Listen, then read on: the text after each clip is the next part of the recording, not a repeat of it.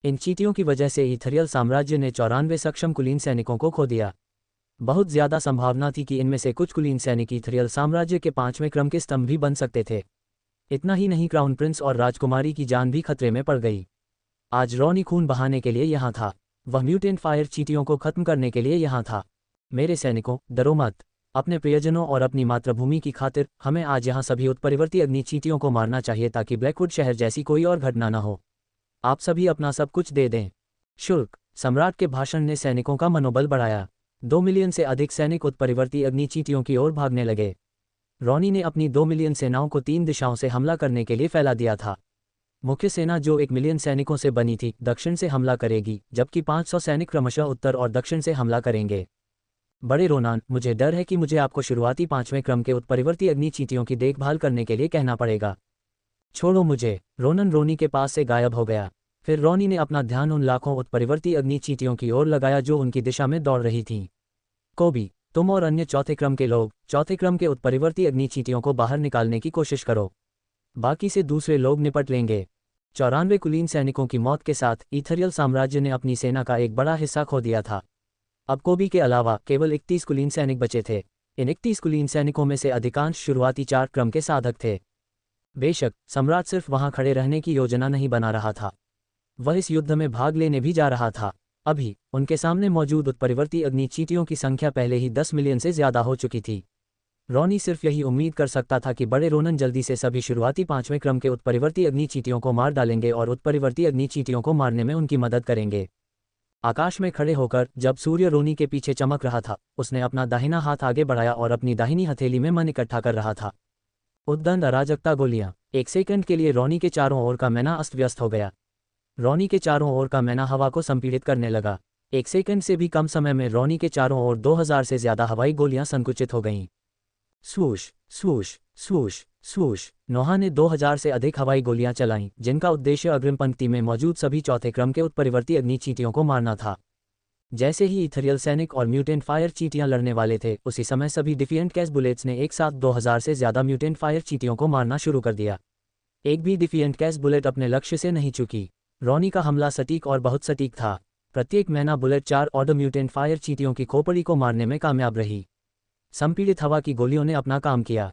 जिस तरह गोलियां आसानी से उत्परिवर्ती अग्नि चींटियों के कठोर और अटूट शल्कों में घुस गईं। गोलियों ने उत्परिवर्ती अग्नि चींटियों के सिर में 2 इंच बड़े छेद कर दिए। पब फ्यूचर द्वारा विज्ञापन। उसी समय कोबी और अन्य कुलीन सैनिकों ने नेतृत्व संभाला था। कोबी का दिल क्रोध और गुस्से से जल रहा था। वह ईथरियल साम्राज्य का सबसे मजबूत कुलीन सैनिक था, फिर भी उसे स्वर्गीय हेमलॉक जंगल के बाहर रहने के लिए मजबूर होना पड़ा। अगर वह दूसरों के साथ गया होता तो वह अन्य कुलीन सैनिकों की मौत को रोक सकता था। हीरे की चेन। 100 जोड़ मैना निवेश करके कोबी ने डायमंड चेन को बुलाया, जो एक अनोखी तरह की चेन थी जो शुरुआती 5वें क्रम के कल्टीवेटर के हमलों का भी सामना कर सकती थी। कोबी की दोनों भुजाओं के चारों ओर लिपटे होने के कारण डायमंड चेन सूरज की रोशनी को परावर्तित करने लगी। परावर्तित प्रकाश इतना तीव्र था कि कुछ उत्परिवर्ती अग्नि चींटियों और कुछ सैनिकों को अपनी आंखें ढकने या अपनी आंखें बंद करने के लिए मजबूर होना पड़ा। कोबी के हाथों में हीरे की जंजीरें ऐसे हिलने लगी मानो वे सांप हों। जंजीरों ने कोबी की दोनों भुजाओं को लपेट लिया, जिससे उसके दोनों हाथ हीरे की जंजीरों से ढक गए। यहाँ तक कि उसके पांव भी हीरे की जंजीरों से ढंक गए। अगले ही पल कोबी के नीचे की जमीन मकड़ी के जाले की तरह फट गई और फिर एक छोटा गड्ढा बन गया, क्योंकि उसने हवा में एक बड़ी छलांग लगाने के लिए अपनी पूरी ताकत लगा दी थी। पीक 4th ऑर्डर कल्टीवेटर की शक्ति से कोबी हवा में 50 मीटर से ज्यादा उछल गया। हवा में उड़ रहे peak 4th order mutant fire चींटियों के एक समूह के सामने पहुंच गया। शीर्ष उत्परिवर्ती अग्नि चींटी जो कोबी के ठीक सामने थी, ने अपना मुंह खोलने से पहले एक तीखी चीख निकाली। अपने बदसूरत और डरावने सफेद दांत दिखाए। चींटी के मुंह के प्रवेश द्वार पर मन एक काली ऊर्जा के गोले के आकार में संघनित होने लगा। लेकिन चींटी के हमले की तैयारी पूरी करने से पहले ही कोबी ने चींटी पर हमला बोल दिया। कोबी का दिल पहले से ही गुस्से और क्रोध में जल रहा था। उसने गुस्से में अपने सामने मौजूद पीक 4 ऑर्डर म्यूटेंट फायर चींटी को पकड़ लिया और उसके चेहरे पर मुक्का मारा। टकराना। यह क्या है? क्या ये खून है? कोबी के नीचे कुछ सैनिकों ने देखा कि खून से लथपथ कुछ अजीब अंग उनके सिर पर गिरे थे, जिससे उन्हें घिन आ रही थी। जब सैनिकों ने ऊपर देखा तो उन्होंने कोबी को पीक 4 ऑर्डर म्यूटेंट फायर चींटी के साथ पाया। म्यूटेंट फायर चींटी के सिर में एक बड़ा छेद था। कोबी ने अपने दूसरे हाथ का इस्तेमाल करके अपने दाहिने हाथ को बाहर निकाला, जो घिनौनी चींटी के सिर के अंदर था। कोबी के दाहिने हाथ में हीरे की जंजीरें उत्परिवर्ती अग्नि चींटियों के खून से लथपथ थीं। सब कुछ तुरंत हुआ और सैनिकों को प्रतिक्रिया करने का समय नहीं मिला। उसी समय अन्य पीक 4 ऑर्डर उत्परिवर्ती अग्नि चींटियों ने अपने मुंह से किसी तरह का अजीब गहरा नीला धमाका किया। कोबी ने ठंडी मुस्कान दी। उसने पीक 4 ऑर्डर म्यूटेंट फायर चींटी के मृत शरीर को पकड़ लिया जिसे उसने अभी अभी मारा था। उसने विस्फोटों से खुद को बचाने के लिए म्यूटेंट चींटी के मृत शरीर का इस्तेमाल किया। बूम! चौथे क्रम की उत्परिवर्ती चींटी के शरीर के 10,000 छोटे छोटे टुकड़े हो चुके थे जो आसमान से बरस रहे थे। उसी समय आसमान में काला धुआं छा गया जिससे सैनिकों के लिए यह जानना असंभव हो गया कि आसमान में क्या हो रहा है। एक सेकंड भी नहीं बीता था कि एक हीरे जैसा सांप जो वास्तव में कोबी की हीरे की जंजीरें थीं काले धुएं से बाहर निकल आया। जंजीरें बहुत तेजी से हिल रही थीं जिससे म्यूटेंट चींटियों के लिए समय रहते जंजीरों से बच पाना बहुत मुश्किल हो गया। हीरे की जंजीरें सांपों की तरह हिल रही थीं। 3 सेकंड से भी कम समय में बची हुई उत्परिवर्ती अग्नि चींटियों ने पाया कि हीरे की जंजीरों ने उनकी हरकतों पर रोक लगा दी है। चींटियां इन जंजीरों से मुक्त होने के लिए पूरी ताकत से संघर्ष कर रही थीं। चाहे उन्होंने कितनी भी कोशिश की हो, चाहे वह शारीरिक या जादुई हमला हो, कुछ भी काम नहीं कर रहा था। गुरुत्वाकर्षण ने कोबी को नीचे खींचना शुरू कर दिया।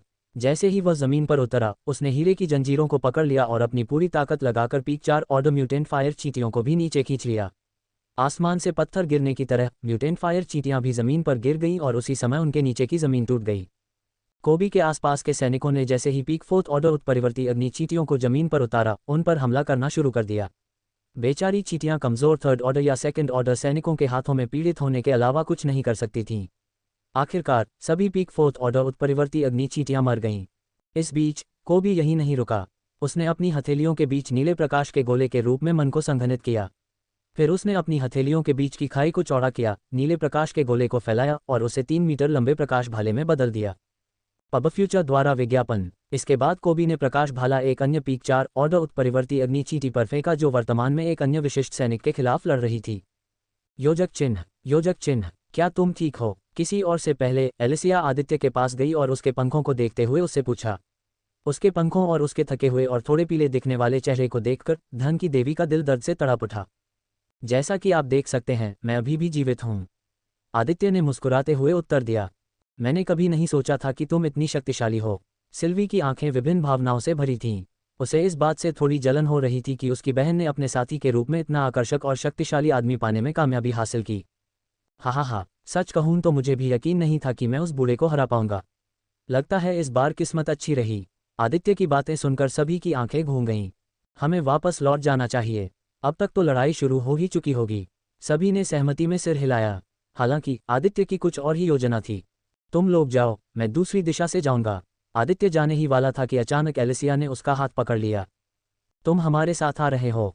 किसी कारण से देवी को ऐसा लग रहा था कि जब तक आदित्य उसके साथ नहीं आता, वह नहीं जाएगी। उसकी पन्ने जैसी आंखें चिंता से भरी हुई थीं। वह आदित्य की वर्तमान स्थिति के बारे में बहुत चिंतित दिख रही थी। मुझे जाना ही होगा। अपनी शक्तियों के साथ मैं ईथरियल साम्राज्य की सेना की मदद कर सकता हूँ। इससे कई अनावश्यक मौतें रोकी जा सकती हैं। आपको मेरे स्वास्थ्य के बारे में चिंतित होने की ज़रूरत नहीं है। हालांकि मैं अब अपने पंखों का उपयोग नहीं कर सकता जब तक कि वे खुद को ठीक नहीं कर लेते। मेरी शक्ति इस लड़ाई में बहुत बड़ा अंतर ला सकती है। इसके अलावा आदित्य मुफ्त अनुभव अंक क्यों अस्वीकार करेगा? ये उत्परिवर्ती अग्नि चींटियां उसे छू नहीं सकती। शायद उत्परिवर्ती अग्नि चींटियां उसे छू सकती हैं, लेकिन रानी के अलावा कोई और उसे नुकसान नहीं पहुंचा सकता। एलिसिया अभी भी हिचकिचा रही थी, लेकिन कुछ सेकंड की हिचकिचाहट के बाद उसने आखिरकार उसका हाथ छोड़ दिया और अपने होंठ काटते हुए दिखाया कि वह लड़ने के उसके फैसले से खुश नहीं थी। लेकिन आदित्य के शब्दों ने उसे मना लिया था।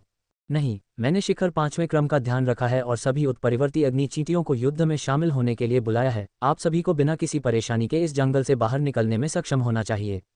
युद्ध समाप्त होने के बाद मैं चाचा के साथ राजधानी लौटूंगा। जैसे ही आदित्य ने ये शब्द कहे, उसके पूरे शरीर को लाल बिजली ने धकना शुरू कर दिया, जिससे कड़कने की आवाजें आने लगीं। सुंदर ड्रैगन, बेहतर होगा कि तुम जीवित रहो। इस बड़ी ने अभी तक अपनी जान बचाने के लिए तुम्हें धन्यवाद नहीं दिया है। नोरा ने ये शब्द चुलबुले लहजे में कहे। एलिसिया ने आदित्य को घूर कर देखा, जिससे ड्रैगन राजा घबराकर पसीने से तरबतर हो गया। आदित्य को लगा कि उसे वहां से चले जाना चाहिए। सिल्वी और नोआ की तरफ सिर हिलाकर आदित्य गायब हो गया। एलिसिया को अभी भी अपनी ओर ठंडे अंदाज में देखते हुए देखकर नोरा ने अपना मुंह ढकते हुए हंसते हुए कहा, आरा, ऐसा लगता है कि प्यार आईक्यू को कम कर सकता है वाली कहावत सच है। तुम्हें इतना ईर्ष्यालु होने की ज़रूरत नहीं है राजकुमारी। मैं सिर्फ आदित्य को धन्यवाद देने की बात कर रही हूँ, लेकिन शायद मैं व्यक्तिगत रूप से भी उसे अपने कौशल का उपयोग करने के लिए धन्यवाद दूंगी। अगर तुमने उसके पास जाने की हिम्मत भी की, तो मैं तुम्हें खुद मार डालूंगा। अपनी गंभीर और गणनात्मक बहन, जिसे देवी के नाम से भी जाना जाता है, को इस तरह क्रोधित होते देख नूह ने असहाय मुस्कान के साथ अपना सिर हिलाया। ऐसा लगता है कि उसकी बहन वास्तव में प्यार में थी। हाँ, मैंने सुना है कि ड्रैगन बिस्तर में बहुत ऊर्जावान होते हैं। नोरा को एलिसिया को और भड़काते देख सिल्वी को समझ नहीं आया कि हंसे या रोए। जब से आदित्य सामने आया है, वह अपनी सबसे अच्छी दोस्त के अलग अलग पहलू देख रही है। चलो चलें, हमें यहाँ अपना समय बर्बाद नहीं करना चाहिए। इस बीच आदित्य दर्द में आगे बढ़ रहा था। साथ ही हवा उसके पंखों से टकरा रही थी, जिससे आदित्य की गति बहुत धीमी हो गई थी। काश मेरे पास 4 स्टार या 5 स्टार हीलिंग पिल्स होती। आदित्य ने जूलिया से कभी 4 स्टार या 5 स्टार हीलिंग पिल्स बनाने के लिए नहीं कहा, क्योंकि उसे कभी उनकी ज़रूरत नहीं पड़ी। एशले से पहले आदित्य हमेशा गंभीर रूप से घायल हुए बिना अपने दुश्मन को हराने में कामयाब रहा। योजक चिन्ह, योजक चिन्ह। इस बीच युद्ध के मैदान पर स्थिति अराजक और बहुत विनाशकारी थी।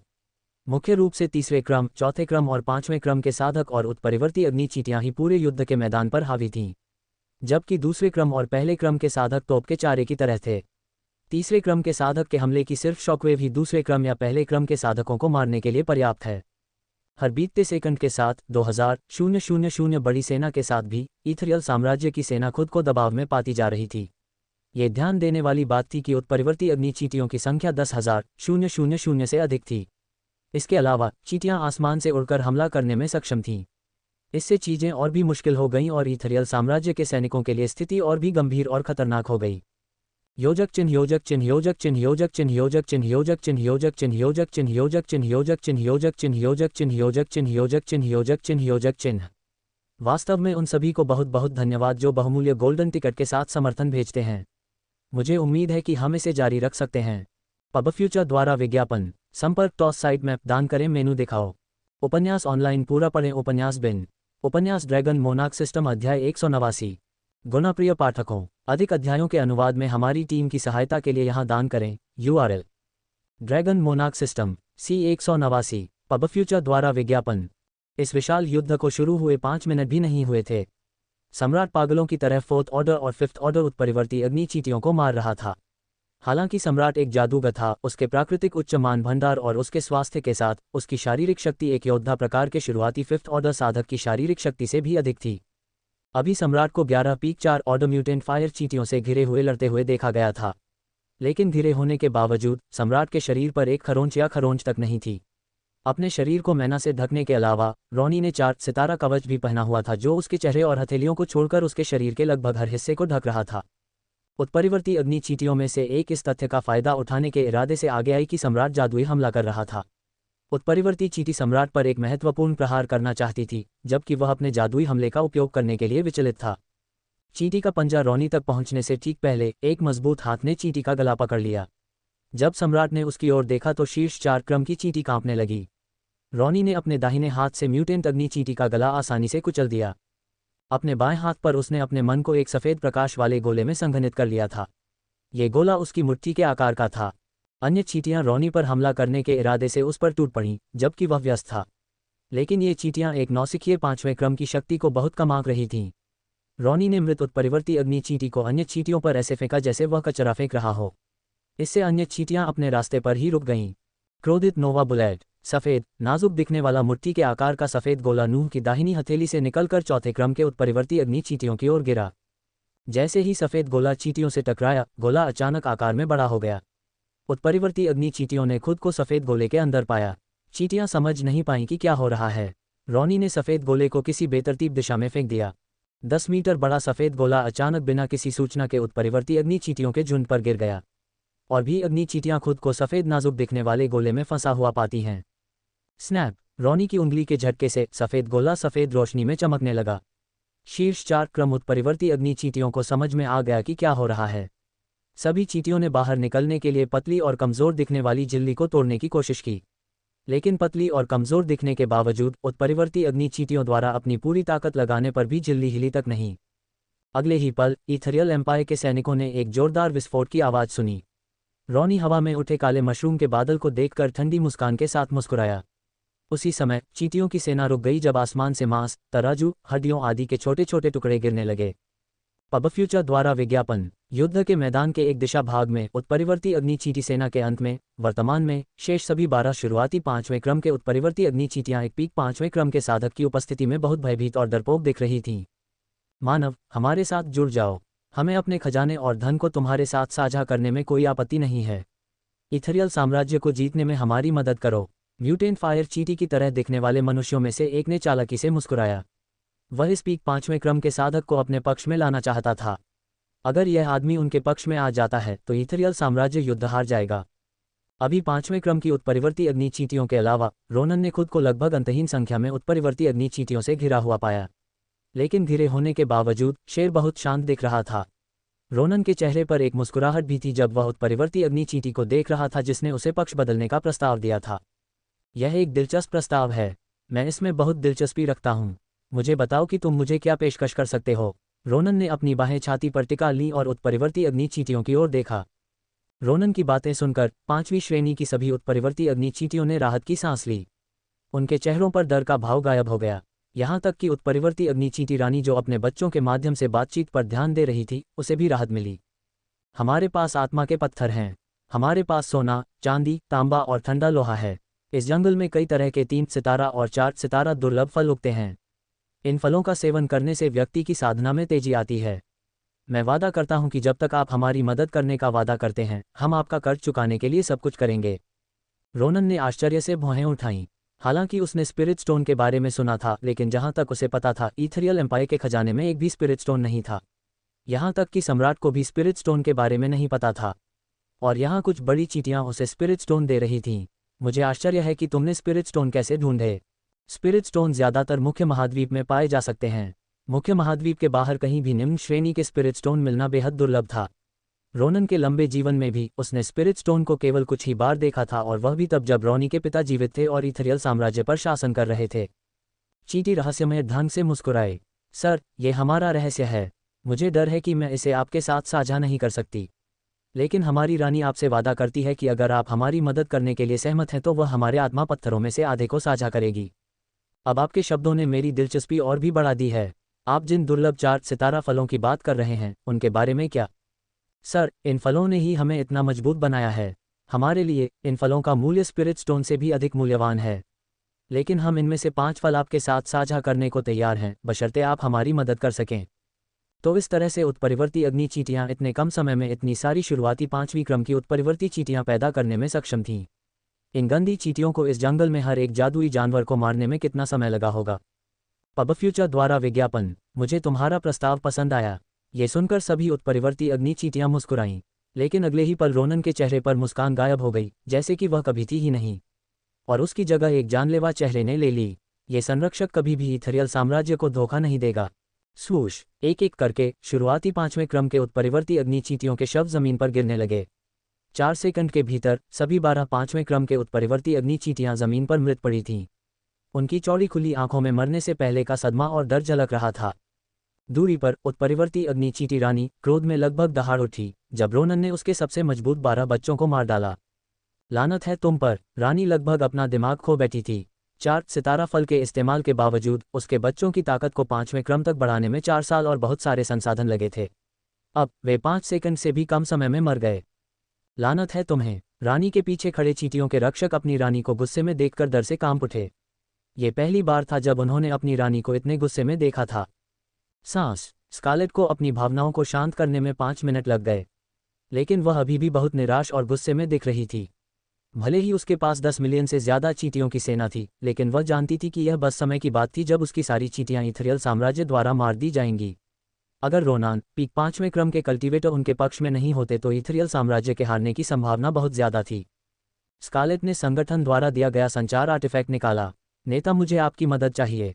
क्या आप वहां हैं? स्कारलेट ने संगठन के नेता से संपर्क करने की कोशिश की। 3 मिनट की बेसब्री से प्रतीक्षा के बाद आखिरकार नेता ने जवाब दिया। स्कारलेट, बताओ सब कैसा चल रहा है? संगठन के नेता की खिलखिलाती आवाज सुनकर स्कारलेट को फिर से दहाड़ने का मन हुआ। यहाँ उसके बच्चे मर रहे थे, वे ये युद्ध हार रहे थे और नेता हंस रहा था। स्कारलेट को लगा कि उसने इस संगठन में शामिल होकर गलती की है। नेता, हमें सुदृढ़ीकरण की सख्त जरूरत है। मुझे किसी ऐसे व्यक्ति की जरूरत है जो इथेरियल साम्राज्य के उस पीक 5वें क्रम के संरक्षक की देखभाल कर सके। एशले ने स्कारलेट को बताया था कि संगठन इस युद्ध में स्कारलेट की मदद के लिए सेना भेजने जा रहा है, लेकिन सेना अभी आनी बाकी है। स्कारलेट को अभी सेना की सख्त जरूरत है। मेरी मृत स्कारलेट, ब्लैक टूम लीग की ओर से हम आपकी सेवा के लिए आपको धन्यवाद देते हैं। आप और आपकी प्यारी चींटी सेनाओं के बिना यह संभव नहीं होता। मैं बता नहीं सकता कि मैं कितना आभारी हूँ। स्कारलेट की पुतलियां सिकुड़कर सुइयों के आकार की हो गईं। उसका पूरा शरीर कांपने लगा। उसके पैरों में खड़े होने की ताकत नहीं रही और वह जमीन पर गिर पड़ी। वह गहरे सदमे और निराशा में खाली जगह को देख रही थी। लीडर, आप क्या कह रहे हैं? स्कारलेट ने हकलाते हुए स्वर में पूछा। मेरी मृत स्कारलेट, कृपया अपना ख्याल रखना। तुमने अपना उद्देश्य पूरा कर लिया है। हम किसी दिन मिल सकते हैं अगर तुम जीवित रहने में कामयाब रही। हे, ये कहते हुए आवाज बंद हो गई। योजक चिन्ह योजक चिन्ह योजक चिन्ह योजक चिन्ह योजक चिन्ह योजक चिन्ह योजक चिन्ह योजक चिन्ह योजक चिन्ह योजक चिन्ह योजक चिन्ह योजक चिन्ह योजक चिन्ह योजक चिन्ह योजक चिन्ह योजक चिन्ह। वास्तव में उन सभी को बहुत बहुत धन्यवाद जो बहुमूल्य गोल्डन टिकट के साथ समर्थन भेजते हैं। मुझे उम्मीद है कि हम इसे जारी रख सकते हैं। पब फ्यूचर द्वारा विज्ञापन। फन 88 पर एक स्पिन आपकी जिंदगी बदल सकता है। फन 88 पर एक स्पिन आपकी जिंदगी बदल सकता है। आज ही फन 88 पर अपनी जीत का सिलसिला शुरू करें। फन 88 संपर्क टॉस साइट मैप दान करें मेनू दिखाओ। उपन्यास ऑनलाइन पूरा पढ़ें उपन्यास बिन। उपन्यास ड्रैगन मोनार्क सिस्टम अध्याय 190। गुणप्रिय पाठकों, अधिक अध्यायों के अनुवाद में हमारी टीम की सहायता के लिए यहाँ दान करें। URL dragon monarch system C190। Pub future द्वारा विज्ञापन। मेरी मृत स्कारलेट, कृपया अपना ख्याल रखना। तुमने अपना उद्देश्य पूरा कर लिया है। हम किसी दिन मिल सकते हैं अगर तुम जीवित रहने में कामयाब रही। हे, ये कहते हुए आवाज बंद हो गई। रानी के पीछे खड़ी संरक्षक उत्परिवर्ती अग्नि चींटियों को उम्मीद थी कि रानी की प्रतिक्रिया तीव्र होगी। हालांकि उनकी उम्मीद के विपरीत रानी ने केवल अपनी आंखें बंद कर लीं और अपने दाहिने हाथ से अपने माथे की मालिश की। समय बीतता रहा। सेकंड मिनटों में बदल गए। रानी को गहरी सोच में डूबा देखकर पहरेदार एक दूसरे की तरफ देखने लगे। उन्हें समझ नहीं आ रहा था कि ऐसी स्थिति में उन्हें क्या करना चाहिए। जबकि यह सच था कि उत्परिवर्ती अग्नि चींटियां बुद्धिमान थीं, जब भावनात्मक पहलुओं की बात आई तो उनमें बहुत कमी थी। अपनी रानी और कुछ अन्य 5वें क्रम की उत्परिवर्ती अग्नि चींटियों के अलावा उत्परिवर्ती अग्नि चींटियों की कॉलोनी से कोई भी व्यक्ति कभी भी भेष बदलकर मानव शहरों में नहीं आया था। लगभग 10 मिनट की चुप्पी के बाद स्कारलेट ने आखिरकार अपनी आंखें खोली और एक कड़वी मुस्कान दिखाई। वह एक ऐसी अवस्था में थी जहां पीछे हटने या भागने का विकल्प मिट चुका था। इथेरियल साम्राज्य के शीर्ष 5वें क्रम के कल्टीवेटर के अस्तित्व को जानते हुए भले ही रानी भागने की कोशिश करे, रोनन आसानी से उसकी आभा को महसूस कर सकेगा और उसे पकड़ सकेगा। चूंकि मैं मरने जा रही हूं, इसलिए मैं तुम्हें और संगठन को भी अपने साथ खींच कर ले जाऊंगी। रानी ने अपनी भंडारण अंगूठी से एक डायरी खरीदी और फिर मानव भाषा में कुछ लिखना शुरू कर दिया, जिसे उसने पहले भी छद्म रूप में मानव शहरों का दौरा करने के बाद सीखा था। योजक चिन्ह, लड़ाई का मैदान। युद्ध के मैदान पर स्थिति बहुत क्रूर और खूनी थी। 10,000 मीटर दूर से भी खून और लोहे की गंध आ सकती थी। पहली नज़र में ऐसा लग रहा था कि इथेरियल साम्राज्य के सैनिकों को पीछे धकेला जा रहा था, लेकिन वास्तव में स्थिति उससे कहीं ज्यादा जटिल थी। जबकि उत्परिवर्ती अग्नि चींटियों की सेना 10,000 मिलियन से ज्यादा चींटियों से बनी थी, चींटियों में कुछ कमी थी जो हर इथेरियल सैनिक को सिखाई गई थी।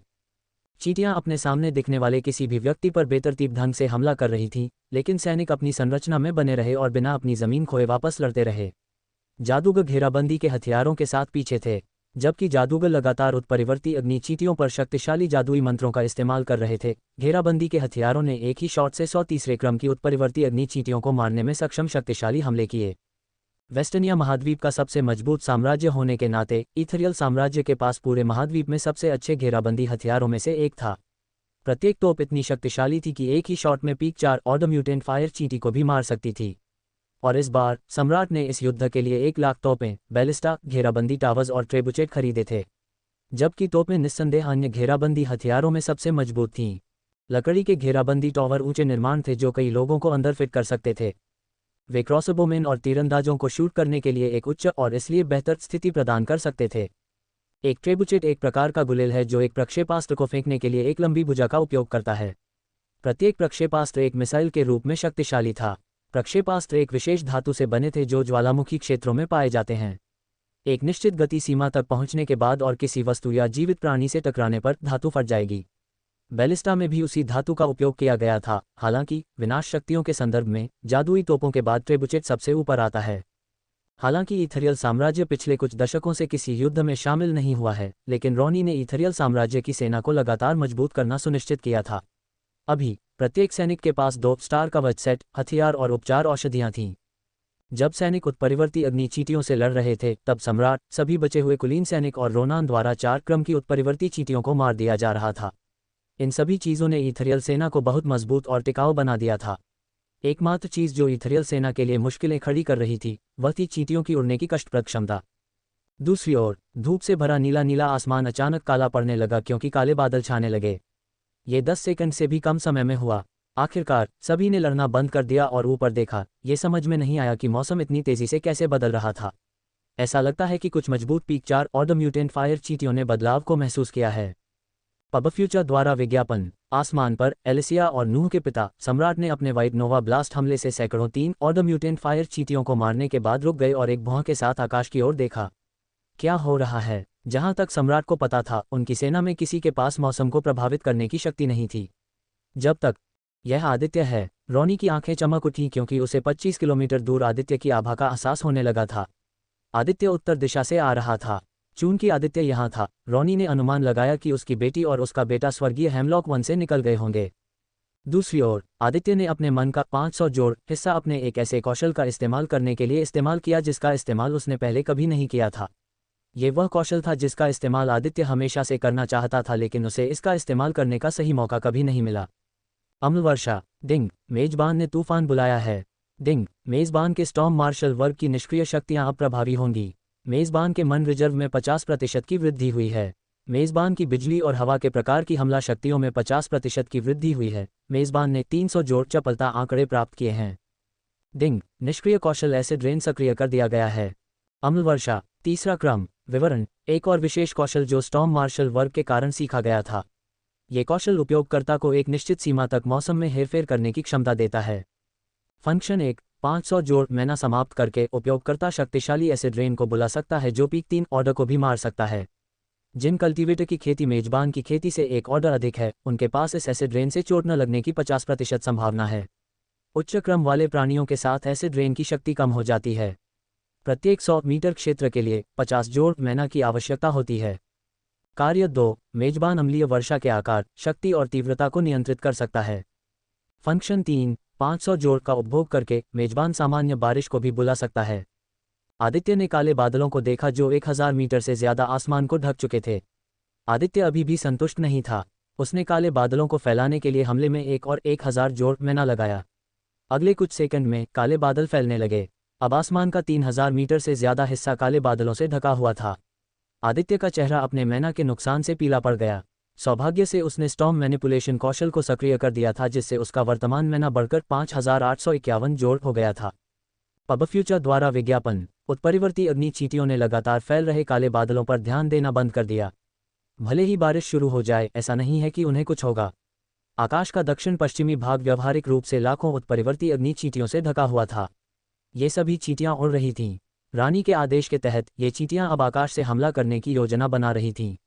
स्कारलेट इथरियल साम्राज्य की सेना पर एक बड़ा निशान छोड़ना चाहती थी, भले ही इसका मतलब उसके अपने बच्चों की कीमत चुकाना पड़े। हल्की थपकी। आसमान से कुछ हरी बारिश की बूंदें गिरती हैं। ये हरी बारिश की बूंदें एक नौसिखिए तीसरे क्रम के उत्परिवर्ती अग्नि चींटी के शरीर पर गिरती हैं। जैसे ही हरी बारिश की बूंदें चींटी के शरीर पर गिरती हैं, चींटी का पूरा शरीर ऐसे झटके से ऊपर उठता है जैसे चींटी को बिजली का झटका लगा हो। जिस जगह पर बारिश की बूंदें गिरती हैं वह जगह जलने लगती है। अगले कुछ सेकंड में आसमान से लाखों हरी बारिश की बूंदें गिरने लगीं। 5 सेकंड से भी कम समय में 3000 मीटर का क्षेत्र हरी बारिश से ढक गया। हरे रंग की बारिश की हर बूंद म्यूटेंट फायर चींटियों के लिए बहुत घातक थी। चींटियों का कठोर लाल स्केल मक्खन की तरह पिघल गया और संपर्क में आने पर उनका मांस जल गया। आकाश से रोनन और रोनी दोनों ने उत्परिवर्ती अग्नि चींटियों को मारना बंद कर दिया और गहरे सदमे में दृश्य को देखा। रोनन और रोनी ने देखा कि हरे रंग का वर्षा जल अपने रास्ते में आने वाले किसी भी पौधे, पेड़ या कीट को तुरंत मार रहा था। कुछ ही सेकंड में हजारों प्रथम क्रम और द्वितीय क्रम उत्परिवर्ती अग्नि चींटियां मर गईं। इन चींटियों में एसिड वर्षा के खिलाफ थोड़ा सा भी प्रतिरोध नहीं था। जबकि तीसरे क्रम की चींटियां कुछ सेकंड तक जीवित रहने में सक्षम थीं, अंततः वे भी मर गईं। 5 सेकंड से भी कम समय में सभी उत्परिवर्ती अग्नि चींटियां इधर उधर भागने लगीं। वे इस नारकीय बारिश से बचने लगीं। यहाँ तक कि मध्य 5वें क्रम की शक्तिशाली उत्परिवर्ती अग्नि चींटियों की रानी ने भी अपने बच्चों पर अपना नियंत्रण खो दिया। आदित्य हरी बारिश के नीचे खड़ा था, लेकिन उसे कुछ नहीं हुआ। ऐसा इसलिए था क्योंकि वह अपने हमले से पूरी तरह से प्रतिरक्षित था। एसिड रेन उसकी इच्छा के बिना उसे नुकसान नहीं पहुंचाएगी। आदित्य हर सेकंड में मिलने वाले भारी मात्रा में अनुभव बिंदुओं का आनंद ले रहा था। मुझे ऐसा लग रहा है जैसे मैं बहुत धन कमा रहा हूँ। डिंग, आपने एक प्रथम श्रेणी की उत्परिवर्ती अग्नि चींटी को मार दिया है। आपको अनुभव अंक प्राप्त हुए हैं। डिंग, आपने एक शीर्ष एक ऑर्डर उत्परिवर्ती अग्नि चींटी को मार दिया है। आपने अनुभव अंक प्राप्त किए हैं। डिंग, आपने एक शीर्ष 2 क्रम उत्परिवर्ती अग्नि चींटी को मार दिया है। आपने अनुभव अंक प्राप्त किए हैं। डिंग, आपने एक शीर्ष 3 ऑर्डर उत्परिवर्ती अग्नि चींटी को मार दिया है। आपने अनुभव अंक प्राप्त किए हैं। डिंग, आपने एक mid phase 3 order mutant fire चींटी को मार दिया है। आपको अनुभव अंक प्राप्त हुए हैं। डिंग, आपने एक mid phase 2 order mutant fire चींटी को मार दिया है। आपको अनुभव अंक प्राप्त हुए हैं। डिंग, आपने एक mid phase 1 order mutant fire चींटी को मार दिया है। आपको अनुभव अंक प्राप्त हुए हैं। डिंग, आपके अनुभव अंक भविष्य में उपयोग के लिए सहेज लिए गए हैं। उत्परिवर्ती अग्नि चींटियों के लिए स्थिति और भी बदतर हो गई। आदित्य काले बादलों को अपनी इच्छानुसार किसी भी दिशा में ले जाने में सक्षम था। इसका मतलब यह है कि भले ही उत्परिवर्ती अग्नि चींटियां भागने की कोशिश करें, लेकिन ये बेकार था। ये किस तरह की शक्ति है? रोनन और रोनी दोनों ने देखा कि एसिड वर्षा ने उन्हें नुकसान नहीं पहुंचाया। हालांकि बारिश 4 क्रम उत्परिवर्ती अग्नि चींटियों को नुकसान पहुंचा रही थी। सब लोग पीछे हट जाओ, इस एसिड रेन के पास मत आओ। रोनी की आवाज़ में मैना की मात्रा बढ़ गई थी और ईथरियल साम्राज्य की हर टुकड़ी उसके शब्दों को सुन पा रही थी। योजक चिन्ह योजक चिन्ह योजक चिन्ह योजक चिन्ह योजक चिन्ह योजक चिन्ह योजक चिन्ह योजक चिन्ह योजक चिन्ह योजक चिन्ह योजक चिन्ह योजक चिन्ह योजक चिन्ह योजक चिन्ह योजक चिन्ह योजक चिन्ह। वास्तव में उन सभी को बहुत बहुत धन्यवाद जो बहुमूल्य गोल्डन टिकट के साथ समर्थन भेजते हैं। मुझे उम्मीद है कि हम इसे जारी रख सकते हैं। पब फ्यूचर द्वारा विज्ञापन। संपर्क टॉस साइट मैप दान करें।